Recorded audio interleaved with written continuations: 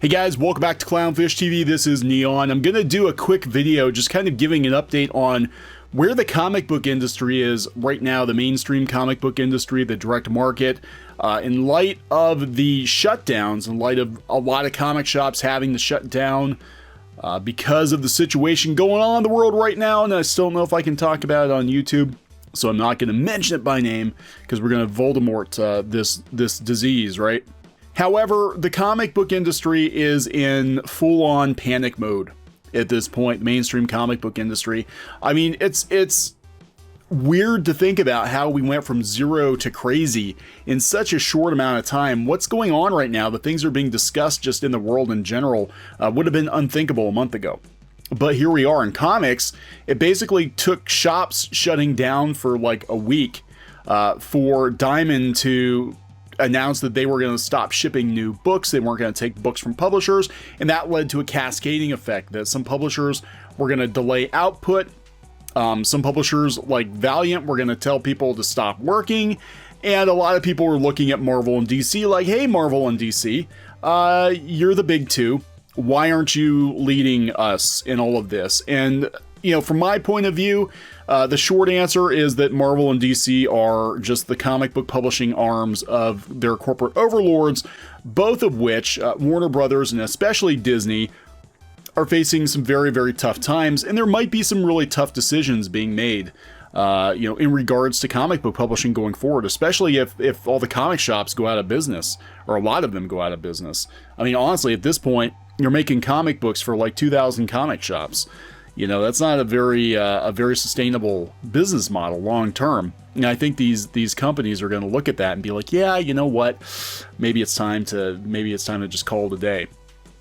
I don't know, but I'm also, you know, flabbergasted that it took the comic book industry facing something like this to start talking about alternative distribution, right? That it took the comic book industry being brought to the brink of death to actually start thinking, you know, hey, maybe we shouldn't have relied so heavily on Diamond, because if Diamond turns off the water, then, you know, that's it for the rest of the industry. You know, again, these are discussions that have been had for years by a lot of people in comics, a lot of people who comment on the comic book scene, and you know, they were like, hey, you know, putting all your eggs in the Diamond's basket, not a very smart move, not very smart at all. And here we are. And I gotta tell you, I'm not a comic book retailer, but I read that letter from Steve Geppi, and it just sounded to me like he's like, yeah, you guys are on your own. Maybe we'll be here when this is over. Maybe we won't. Maybe we won't. We don't know what's going to happen, but we're out of here. And everybody was kind of looking at Diamond to kind of lead the comic book industry through this crisis, and that didn't happen. Now they're looking at Marvel and DC to lead the comic book industry through this crisis, and I don't even think they know what the hell is going on. But apparently DC did put a statement out to freelancers. They sent an email, and they said, hey guys, things are fine. It's all fine here. Just keep working. So it's not like Valiant, where Valiant basically just told everybody to stop working, or some of the other publishers are like, yeah, we're not bringing our books out for a couple months. We're just gonna put everything on pause. DC's editor-in-chief Bob Harris has released a statement addressing freelancers who may have been impacted by that thing we can't talk about. Several publishers in the comics industry have had to make adjustments to deal with the new reality. DC Comics is no exception. This article coming from CBR. Editor-in-chief Bob Harris released a statement that addressed the freelancers in DC's talent community. Comics Beat has reprinted the statement in full, and I'm going to read that. In it, Harris states that DC will continue to remain open for business, with editorial teams and support staff working remotely. No one knows, of course, how long this current situation may last. For now, this is our new normal. Until we're told otherwise, we keep working. And I gotta wonder, guys, I'm not trying to be all doom and gloom, but if Warner and Disney were gonna skip out on comics, now would be the time to do it, and they can blame everything on the shutdowns. They can blame everything on the virus. They'll just be like, yep, you know what? It wasn't viable for us to keep publishing comics, so we're going to stop publishing comics. I'm not saying that's going to happen. I'm just saying that, you know, these corporations, they will use opportunities like this to divest themselves of weaker businesses that they really didn't want that they just kind of came along with the purchase. And that's my understanding with Marvel Comics and DC Comics. In both cases, the companies wanted the IP, they wanted the characters, but they didn't necessarily want a publisher. They didn't want a comic book publisher because there's not a lot of money to be made in comic books, relatively speaking. And being profitable in this day and age is not enough. You have to be beyond profitable. That's just the way things work. You have to really make a good case for yourselves as to why they should spend money on your salary and not not more salaries on people working in streaming or whatever. He says, we transition to a company working from home. We gain flexibility to overcome any challenge. Most importantly, we remain incredibly excited about the stories we will create together. It's okay, guys.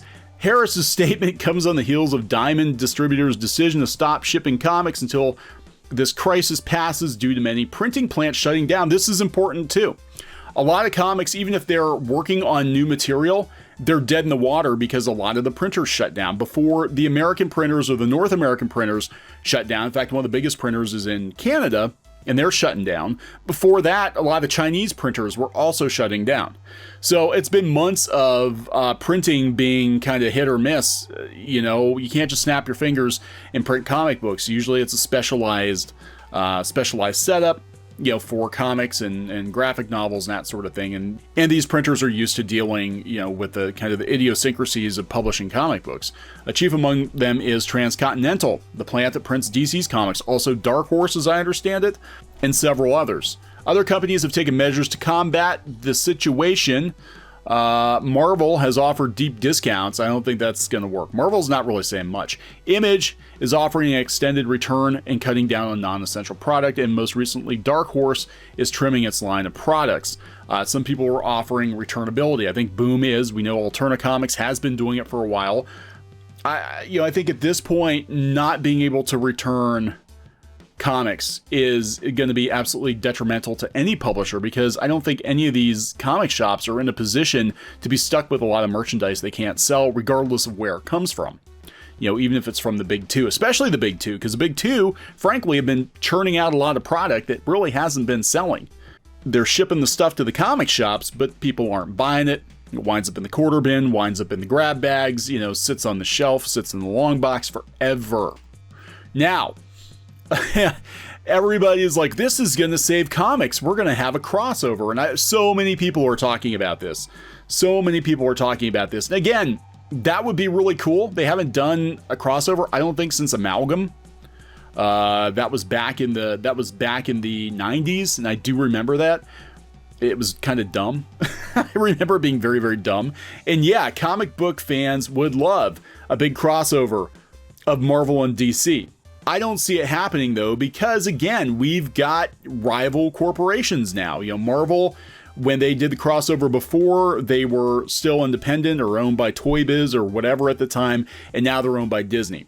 Disney and Warner Brothers aren't going to want to play in the same sandbox.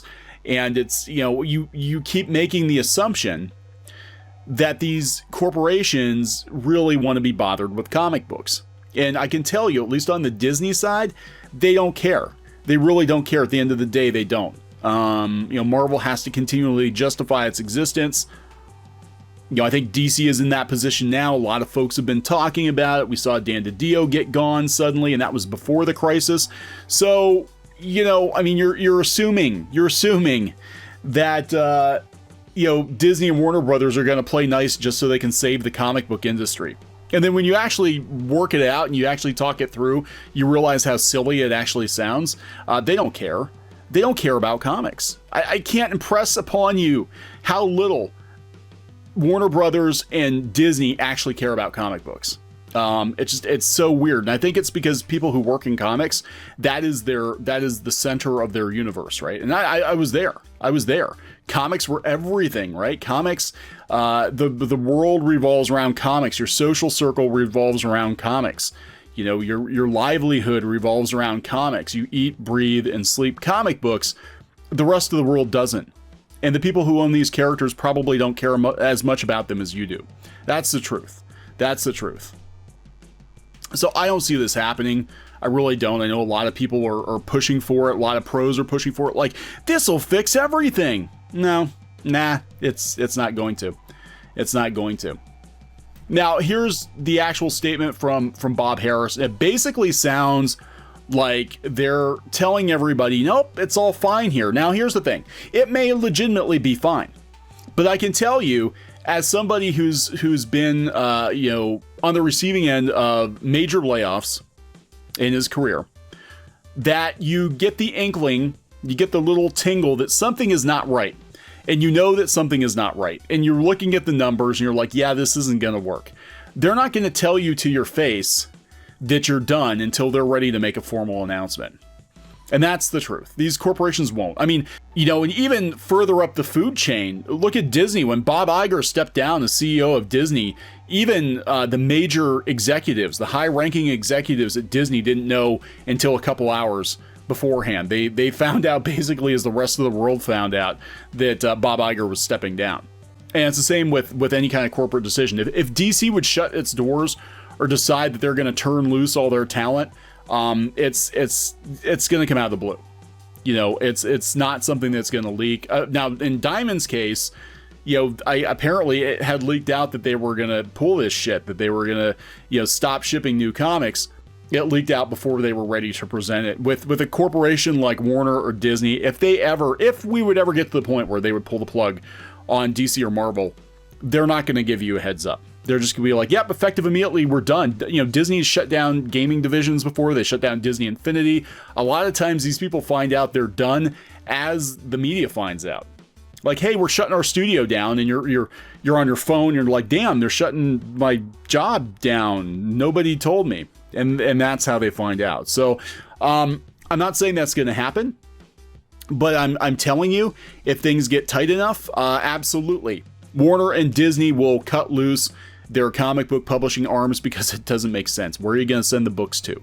You know, who's buying the books? We see the graphic novels piling up at Ollie's discount. You know, people aren't buying them. They're not buying them. Not in the numbers that they're printing. And it's going to be really interesting to see how this plays out. So Bob Harras says, our main concern, of course, is your well-being and that of your families. That might legitimately be Bob Harris's concern. I don't think that's AT&T's main concern. No matter where you are in the world, take care and don't hesitate to reach out. We realize that there may be unexpected challenges ahead, and I want you to know that we're here to help. Yeah, I don't know, guys. I wouldn't get too comfortable. I really wouldn't. Now, we're talking about Marvel. Marvel will keep publishing digitally, and other rumors updated. Comixology will not be offering Marvel Comics digitally next week. Very interesting. Newsarama has spoken with a source at Marvel, and it seems that Dr. Aphra 1 is not coming out digitally next week after all, because there's been a lot of discussion about comic book publishers just going to digital first and then collecting everything in a trade later. And while that may work out for the publishers, it definitely cuts out the comic shops. Because at that point, you buy your comics through Amazon, you buy your trades through Amazon, you don't buy anything from the comic book shop. And I think it's sort of like, you know, and that may be where things go too. Maybe Disney and Warner won't cut the comic book divisions loose, but they'll be like, well, the business model is changing, guys, and we don't really care about the 2,000 comic shops or less that are left. I have to actually give Rich Johnson some props. He's actually been pretty good about keeping up with all the news going on during this crisis, more so than a lot of the other blogs. I think a lot of the other blogs, as we like to say around here, they have pixie dust in their eyes. I think they're being overly optimistic. I think Rich Johnson's actually being pretty realistic. And, you know, he's sort of looking at this like, yeah, this legit might be the end of the comic book industry as we know it. And, you know, I have to agree with that. DC and Marvel freelancers received emails from their respected editors telling them it was basically business as usual, reassuring them they should keep making comics, that they would keep getting paid, not to worry, keep their heads down. Unlike most other comic publishers, Marvel and DC have not talked about reducing their planned publication schedules or making their titles returnable. Now, that's a problem, or even how they might be distributing the books. And DC has lined up some event for kids and live streams, but that's about it. I understand the senior figures at DC Comics have been looking for a printer to replace Transcontinental, and Marvel's printers remain unaffected by the shutdown. However, Diamond remains closed to new products with no sign of fully reopening, and have been making staffers redundant. Though their Olive Branch warehouse is still shipping out backlist products, well, yeah, you got to unload the stuff that you've got, right? Sell what you've got. That's what they told the shops to do, sell what you got. So Marvel did make some inquiries to stores that are still open, asking about the possibility of direct shipping comic books during the Diamond shutdown. That has now switched to just expressions of being supportive. As we said before, things are changing day to day. No one seems to know what's going to happen. That's it. They're not... you needed a plan before this. And I think the plan, honestly, with Hollywood hurting, and I hate to say it, and I hate to be the bearer of bad news, I'm not the only one saying it. I think the long-term plan is we either cut back on the number of comics that Marvel and DC produce, or we just cut back on Marvel and DC Comics as comics publishers entirely. Like, it doesn't even make sense. It doesn't even make sense if you're searching the couch cushions to publish comic books for a very small number of retail stores. It doesn't even make sense. Marvel, they haven't really issued anything except they put this little, feel-good Spider-Man thing up. Hey, here's how you can help your local comic shop. Here's how you can help them. They're on their own. Everybody's on their own. That's basically what I'm getting from all this. All these shops, you're on your own, guys. You're on your own. We're going to keep you guys posted on the comic book industry debacle as it unfolds, but my heart definitely goes out to the comic shops out there, because I really do. I think you guys are kind of on your own at this point. I don't think you're going to get help from Marvel and DC, not like you're expecting to. And Diamond, I think they cut and run. They're laying people off now. This isn't good. This isn't a good sign. It's not a good sign. Maybe Jeppy will just get his bailout money and exit stage left, and just use the opportunity to get out of the business entirely, and there is no backup. The comic book industry as a whole never had a backup if Diamond ever went under. I can't even wrap my head around it. Of the thousands of people that work in comics, there was never a plan B. So, I don't know, guys. We're going to keep you guys posted. We'll talk later. Hey guys, thanks for watching Clownfish TV. Please consider supporting the channel. Go to clownfishsupport.com. That's clownfishsupport.com. And if you want to join our community, go to clownfishtalk.com. That's clownfishtalk.com. Please subscribe, ring the bell for notifications. We will talk to you next time.